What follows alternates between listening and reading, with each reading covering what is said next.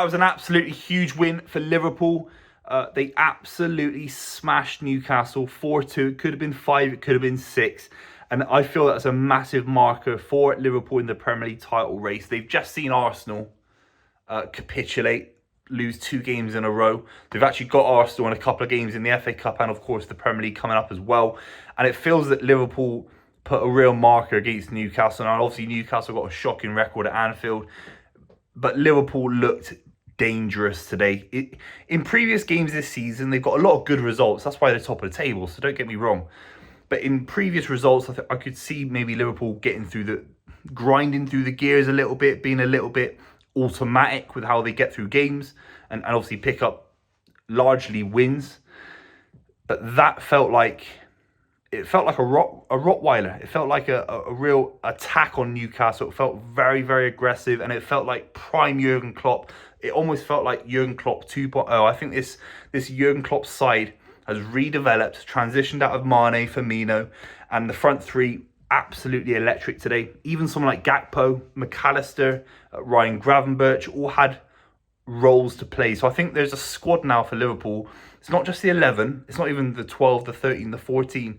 It's almost 15 or 16 players that can all interchange the midfield, whether it's Curtis Jones, Alexis McAllister, Gravenberch, Endo. They're all clicking alongside Dominic Szoboszlai, who seems to be the ever-present. And then that front three, well, it's a front six that are all very interchangeable around Mohamed Salah, Jota. He was exceptional last week. He didn't play. And obviously Núñez, Diaz, Gakpo gets his goal. So Liverpool are in a very, very good position. I feel they're going to win 99% of games at home. And their away form, they are robust and they are dynamic away from home.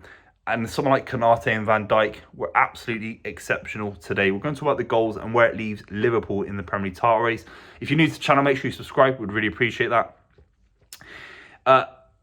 Liverpool going forward were absolutely superb. Obviously, Mohamed Salah has a penalty save from Dubravka, who I thought was actually pretty good today based on the amount of shots he had to face. He must have had something like 30 shots today. I think he's a very good debutant for Nick Pope.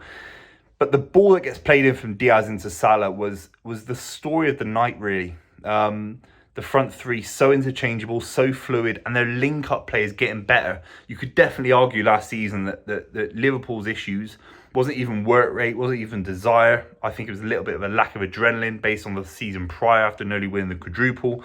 I actually think the big issue last season was the fluidity. I think Mohamed Salah was always there, ready to score, but he was linking up with Núñez, not really sure what was happening. Firmino was coming in and out the side. Diaz obviously injured as well. And now this front three is really beginning to click. We're seeing Diaz, we're seeing Núñez play a lot more together. That seems to be the starting front three, even though it changes almost week to week. I feel like that is the front three that Jurgen Klopp will go for in big games. And Núñez had a great role, worked very, very hard. But that Diaz little ball into Mohamed Salah, great little finish. But we saw it with Curtis Jones, the way he was threaded through. We saw it with Gakpo as well. The front three is very fluid, very mobile, and it crushes teams. And again, Liverpool could have had 4 or 5 or 6 today. Obviously, Mohamed Salah gets the penalty as well to make it 4. We have to talk about Mohamed Salah. It's certainly in the echelons of one of the most important players to ever play for Liverpool. I feel the move to Saudi Arabia would have happened if he'd wanted it to. The fact he's still at Liverpool is a massive testament to what he wants to achieve at the club and what he feels he can achieve at the club. He was absolutely incredible today, and he's been absolutely electric all season. No one can doubt that. I think he's probably the best player in the world currently on form. Obviously had that penalty save, but even the ball around the corner to Gakpo on the outside of his foot, that is someone operating at a level above the normal footballer. He's operating in top 3, top 2, top 1 in the world. And I think it's important because City have got a crop of young players. Obviously, De Bruyne's probably in a similar age category to Mohamed Salah in terms of what he wants to achieve in the final few years of his peak career in football.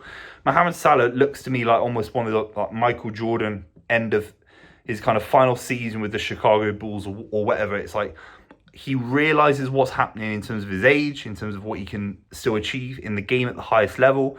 I think he's almost single-handedly getting Liverpool farther along in this Premier League title race than maybe they should be. You know, I still think Diaz has got a lot of work to do, and so does Nunes. But I think he's dragging those other players up around him. He's literally creating things for other players out of nowhere. So I think this Premier League title race will come down. It might come down to almost De Bruyne-Salah rivalry on some level. How much will De Bruyne affect Man City, even the confidence level around the club? How much will Mohamed Salah elevate the players around Liverpool? Because Liverpool certainly don't have a shot of winning the Premier League without Mohamed Salah. And he's fit, he's lean, he's so hard working. He ran to the final minute today, absolutely exceptional. He gets livid when he gets taken off. And he was basically at the part of every single goal for Liverpool. And again, it could have been 5, it could have been 6. Just a few standouts for me. The back line for Liverpool is very, very strong. I think Konate and Van Dijk. So the Matip injury, he's always going to be a player that Jurgen Klopp will trust for obvious reasons. But Konate will relish the fact that there's an injury, you know, in the most normal way of saying that, because I think Konate will play a lot more football than he might have. And I think he's a really, really good centre-back. But there will be some question marks because obviously Newcastle were able to get in a couple of moments. I mean, it's a set piece for Botman. It's a great header. It's probably great to see him back for Newcastle fans. And the little ball round the corner for Isaac, and it's a great little finish. They were torn open, and they don't defend well enough compared to the prime Liverpool that won the league, prime Liverpool that won the Champions League against Spurs. That Jordan Henderson role, they're still very, very open. Endo does a lot of work. He's coming to his own in the last month. There's no question about it. And McAllister coming back, Ryan Gravenberch coming back, complements that midfield offering that Jurgen Klopp has. But in reality, Szoboszlai is playing the Jordan Henderson role. He's got no interest in working as hard as Jordan Henderson off the ball. And that is something that Jurgen Klopp will look back on and think, I was so lucky to even have Jordan Henderson in the side, because Jordan Henderson couldn't care less about how he looked, his style, his aesthetic. Arguably, he didn't have one.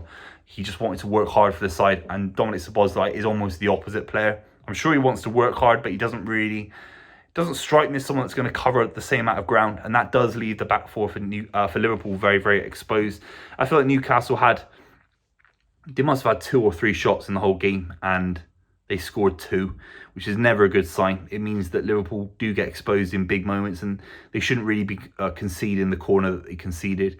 Look, Botman's a fantastic athlete, but if Liverpool are going to win the Premier League, I think they've got a massive opportunity. The defence has to definitely be shored up. They can't be going end to end, you know, punch for punch. Brendan Rodgers experienced out at Liverpool. He had a beautiful side, Sterling, Suarez and Sturridge, and it was far too end to end to control games and nullify the threat defensively. So what a game of football. I feel like it was a real marker, a real testament to where this Liverpool side are coming. They're a real threat. I never thought Arsenal were. I thought they had the points to look like they were a threat, and they had some beautiful moments this season. But Liverpool are a total package, a spine that's got a lot of experience, a manager who's world class, and in Mohamed Salah, who tonight looked absolutely out of this world, playing out of his skin. That might be the X factor for Liverpool in this Premier League title race. Very keen to what you think in the comments down below. I'll be covering Liverpool in a bit more detail on this channel. Obviously, the Premier League title race, got the FA Cup coming up as well, so we'll be covering that on the channel. So make sure you subscribe if you haven't already. I'll see you very, very soon.